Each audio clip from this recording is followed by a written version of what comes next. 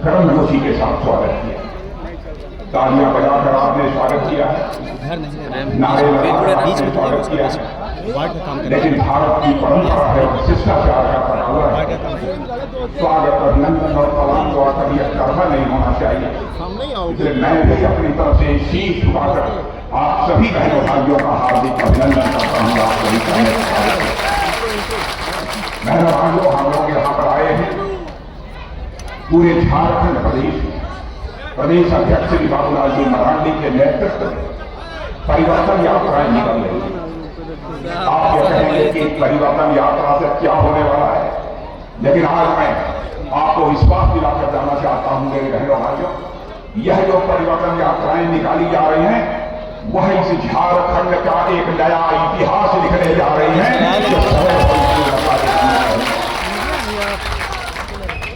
यह हमारा झारखंड प्रदेश आज के 24 वर्ष पहले यह बिहार राज्य का ही 84वां हिस्सा हुआ करता था। 15 नवंबर को नए झारखंड राज्य की रचना हुई। 15 नवंबर को इस झारखंड राज्य की स्थापना के रजत जयंती वर्ष में हम सभी प्रवेश कर जाएंगे। यह भी हम लोग का सौभाग्य है। उस अवसर के लिए अभी से मैं सभी को अपनी हार्दिक शुभकामनाएं देता हूँ और हार्दिक बधाई भी देता हूँ। मेरे बहनों भाइयों, यह एक सुनहरा अवसर है कि राज्य की जनता अब विकास, सुशासन की राजनीतिक स्थिरता का एक नया अध्याय लिखे, यह मैं चाहता हूं। झारखंड का जहां तक प्रश्न है, यहां की भूमि उपजाऊ है, यहां के लोग अथक परिश्रम करने वाले, जिस प्रकार पसीना बहाने में झारखंड के लोगों ने कभी संकोच नहीं किया। और मैं तो रक्षा मंत्री हूं, देश की सेनाओं में भी जब अपने झारखंड के बहादुर लोगों को देखता हूं, अपने आदिवासियों भाइयों को देखता हूं, बहनों भाइयों, तो अपनी जिंदगी हथेली पर लेकर भारत की सीमाओं की सुरक्षा करने का काम करते हैं। झारखंड राज्य में विकास की अपार संभावना है, इसमें कहीं दो मत नहीं। श्री बाबूलाल जी मरांडी यहाँ के मुख्यमंत्री रहे, श्री अर्जुन मुंडा यहाँ के मुख्यमंत्री रहे, श्री रघुवर दास जी यहाँ के मुख्यमंत्री रहे, लेकिन जितना पर्याप्त समय इन लोगों को झारखंड राज्य के विकास के लिए मिलना चाहिए था, बहनों भाइयों को समय उन्हें नहीं मिल पाया। लेकिन मैं दावे के साथ कह सकता हूं, चाहे हमारे बाबूलाल जी मरांडी हो, चाहे हमारे अर्जुन मुंडा हो, चाहे रघुवर दास हो, झारखंड ही नहीं हिंदुस्तान का कोई व्यक्ति उंगली उठाकर नहीं कह सकता कि हमारे तीनों नेताओं के दामन पर कोई भ्रष्टाचार की दाग नहीं है। हमारे ऐसे मुख्यमंत्री नहीं रहे कि भ्रष्टाचार के आरोप लगने के कारण उन्हें जेल की हवा खानी पड़ी। बहनों भाइयों, लोकतंत्र चलता है तो लोक मर्यादाओं से, लोक लाज से लोकतंत्र चलता है। भारत के स्वस्थ लोकतांत्रिक परंपराओं के साथ झारखंड के मुख्यमंत्री ने खिलवाड़ किया, भ्रष्टाचार का गंभीर आरोप किया, उसके बाद भी सीने का बटन खोलकर जनता के बीच जा रहे हैं। बहनों भाइयों, लोकतंत्र लोकराज के बिना नहीं चल सकता। मैं याद दिलाना चाहता हूं, मर्यादा पुरुषोत्तम भगवान राम के ऊपर समाज की अंतिम सीढ़ी पर बैठे हुए एक व्यक्ति ने छोटा सा आरोप लगा दिया। मर्यादा पुरुषोत्तम भगवान राम ने किस तरीके से मर्यादाओं का पालन किया, यह आप सभी लोग अच्छी तरह जानते हैं। इतना ही नहीं, हमारे लाल की अडवाणी जो हमारे नेता हुआ करते थे, एक बेबुनिया निराधार आरोप उनके ऊपर चस्पा कर दिया गया।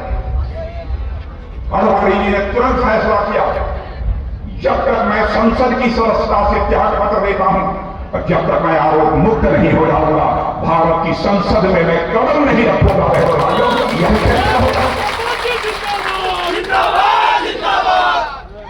और घने गंभीर आरोप लगाने के बाद, जेल रहने के बाद भी,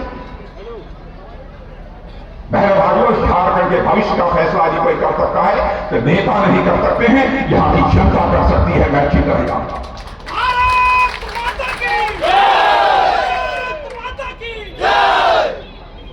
झारखंड से मेरा भावनात्मक रिश्ता है, मेरा रिश्ता भी झारखंड के साथ है, मेरी धर्मपत्नी भी थी झारखंड से, इसलिए झारखंड वासियों के साथ स्वाभाविक रूप से मैं एक अपना बहुत ही नजदीकी लगाव महसूस करता हूं।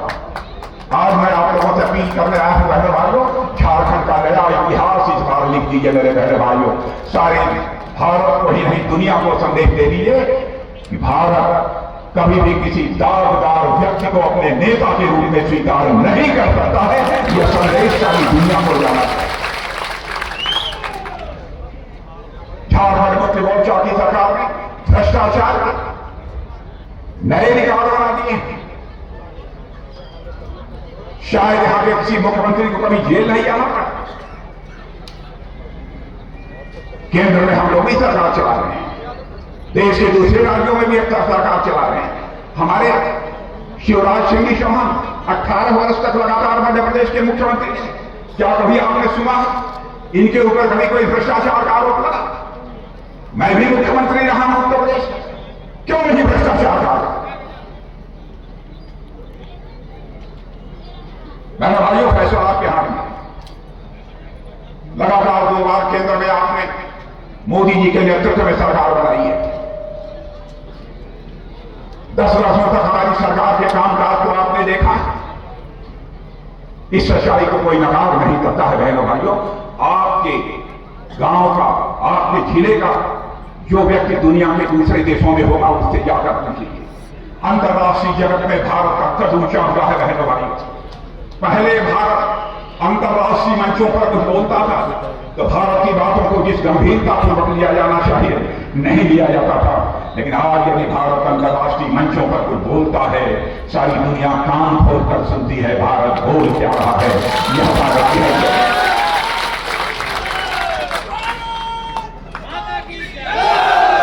आपने देखा कि रशिया और यूक्रेन के बीच युद्ध चल रहा है।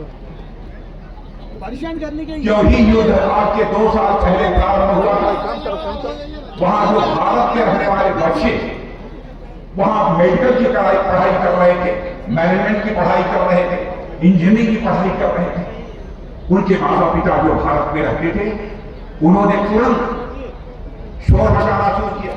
कहा प्रधानमंत्री मोदी जी, चाहे जो भी हो हमारे बच्चों को यूक्रेन से आप बाहर निकालिए, चाहे जैसे भी निकाल सकते हैं।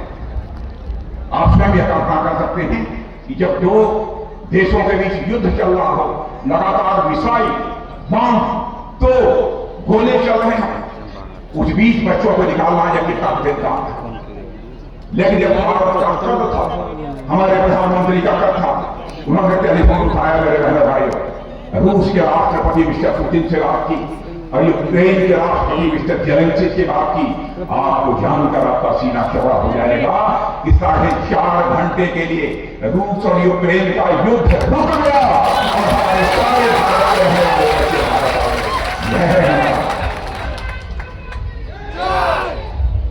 मैं आपसे एक बात और मैं कह रहा हूं, क्या बता सकते हैं 10 वर्षों में मोदी जी की सरकार के किसी मंत्री के ऊपर कोई भ्रष्टाचार का आरोप लगा? मैं आपसे पूछना चाहता हूं, इस बार झारखंड के भविष्य का फैसला करने जा रहे हैं मेरे बहनों भाइयों, इसे विचार करके करिएगा। यही मैं आप सबसे अपील करने के लिए आया हूं।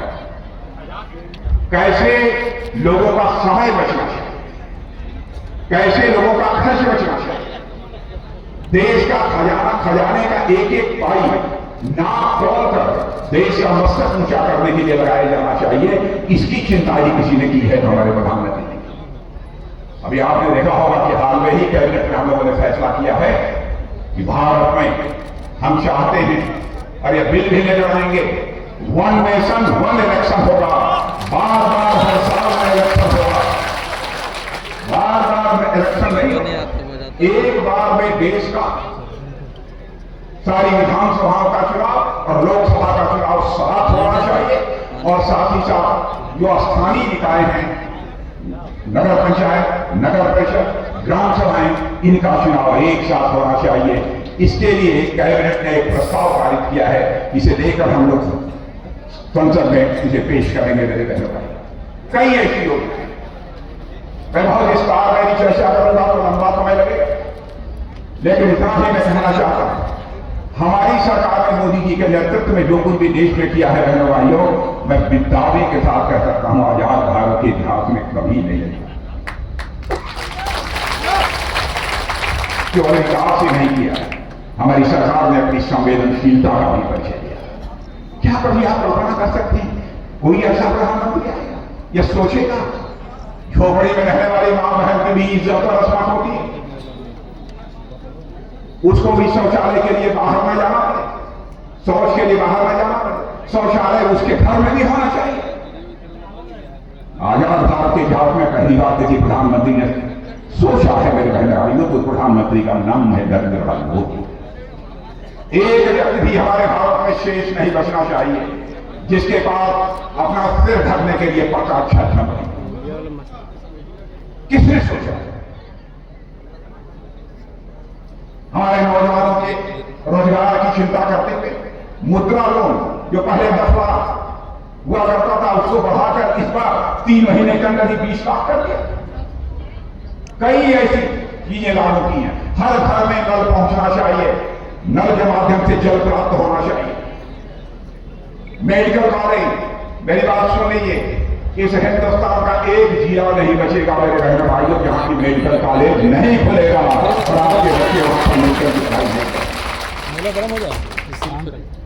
आदिवासियों के विकास की भी चिंता की, अनुसूचित वर्ग के विकास की भी चिंता की, पिछड़े वर्ग की भी चिंता की है, यानी समाज के सभी वर्गों की चिंता की, जिन्हें अगवा कहा जाता है उनकी भी चिंता। सबका विकास होगा तभी हमारे भारत देश का विकास होगा। अब आदिवासियों में आपने देखा होगा कुछ के हालात तो थोड़ा बेहतर है, बहुत बेहतर नहीं है, थोड़े बेहतर है, लेकिन बहुत सारा समुदाय हमारे आदिवासी भाइयों का ऐसा है जो आज भी बहुत ही पिछड़े हैं, गरीबी और गुर्बत की जिंदगी भर है। प्रधानमंत्री ने फैसला किया उनकी भी चिंता की जानी चाहिए और प्रधानमंत्री जनधन योजनाएं लागू कर दी। केंद्र सरकार का जहां तक सवाल है क्या क्या किया है, वंदे भारत हाईटेक ट्रेन, आजाद भारत के इतिहास में वंदे भारत हाईटेक ट्रेन अब झारखंड से भी चलेगी बहनों भाइयों, आप लोगों ने प्रत्याशी घोषणा दी। रेलवे का इंफ्रास्ट्रक्चर, सड़कों के बारे में आगे अटल बिहारी वाजपेयी चौड़ी चढ़ी सड़कें बनाने का जो सिलसिला हिंदुस्तान में प्रारंभ किया था मेरे बहनों भाइयों, उस सिलसिले को आगे बढ़ाने का काम यदि कोई कर रहा है तो हमारे प्रधानमंत्री आदरणीय नरेंद्र मोदी जी कर रहे हैं। जब नई सड़कों को बनाने का सिलसिला प्रारंभ हुआ था उस समय मैं भारतीय जनता पार्टी उत्तर प्रदेश का अध्यक्ष था।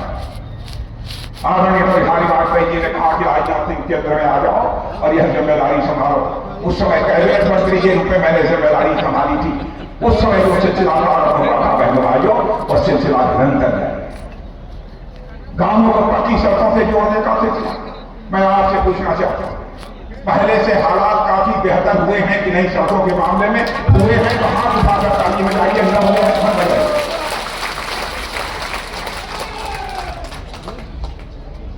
बहनों भाइयों, इस बात से वोट मांगने आए, केवल सत्ता परिवर्तन के लिए वोट नहीं मांगने आए हैं, हम वोट मांगने आए हैं व्यवस्था परिवर्तन के लिए भी आपसे वोट मांगने आए। केवल सत्ता परिवर्तन से काम नहीं होता। हमारी सरकार बहुत ही संवेदनशील सरकार है, छोटी छोटी चीजों की चिंता करती है। कोई महापुरुष चाहे किसी जाति का, किसी पंथ का, किसी मजहब का हो, छूटने न पाए जिसके प्रति भारत सम्मान व्यक्त न करे। भगवान बिरसा मुंडा का नाम आपने सुना होगा, आजादी की लड़ाई में उनका कितना बड़ा योगदान है। उनकी भी जो जन्म तिथि है उसको जनजातीय गौरव दिवस के रूप में मनाने का काम आजाद भारत के इतिहास में पहली बार किसी सरकार ने किया है तो हमारी सरकार ने किया है, हमारे प्रधानमंत्री मोदी जी ने किया है।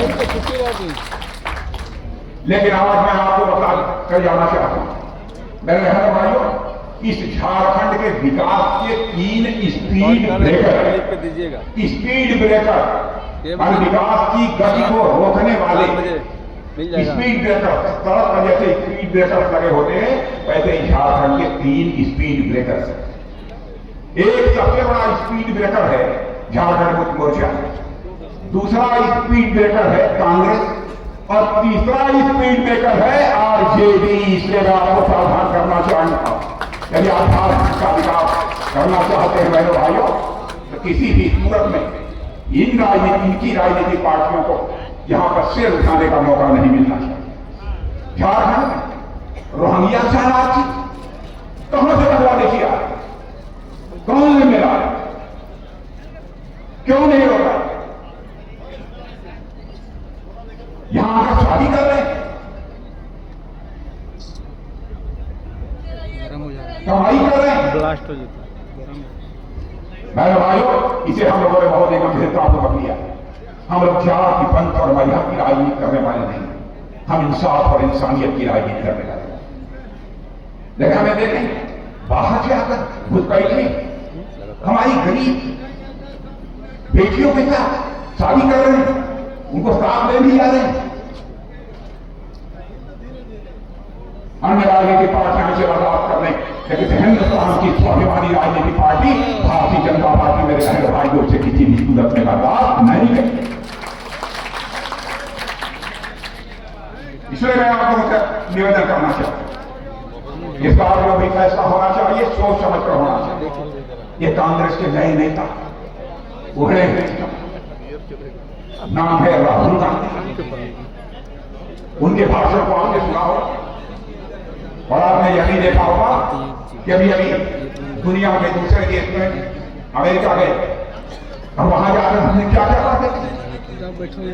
भाइयों, उन्होंने यहाँ के हमारे सिख भाइयों जिनका भी भारतीय संस्कृति के लिए इतना बड़ा योगदान है कि जितनी भी प्रशंसा की जाए कम है, बदला उनको भड़काने की कोशिश कर रहे हैं।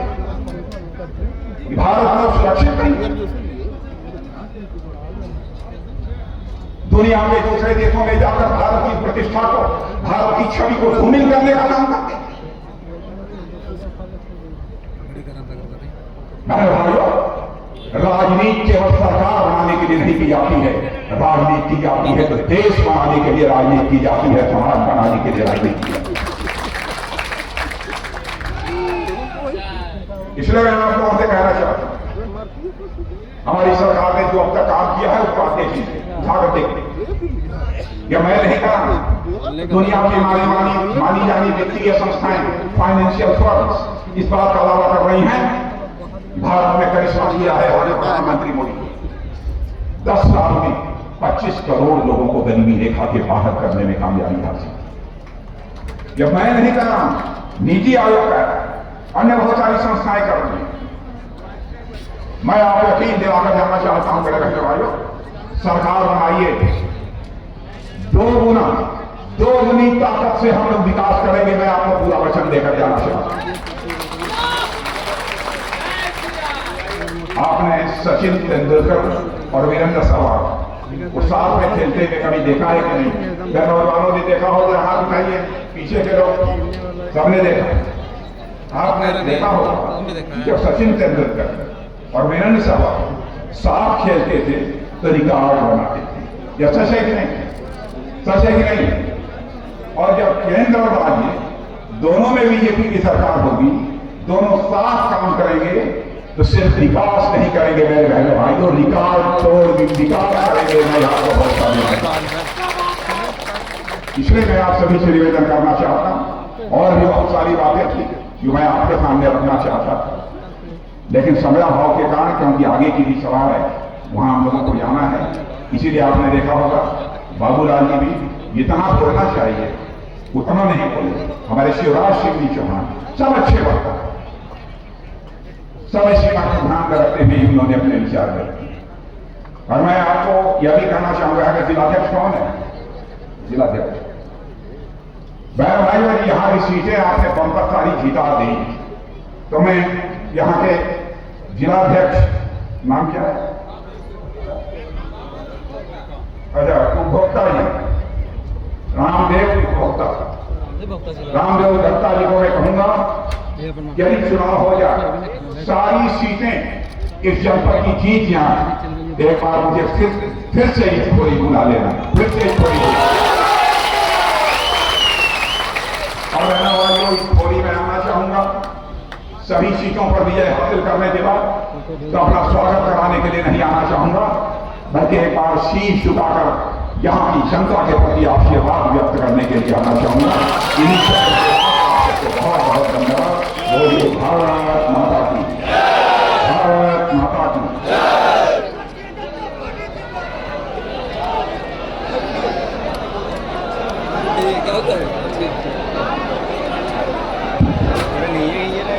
बेटियों ने आवेदन किया है केवी प्लस टू हाई स्कूल छोड़कर 4 जुलाई हम की सरकार ने बनाई, भाजपा की सरकार बने, हम 4 जुलाई बेटियों को बना के देंगे।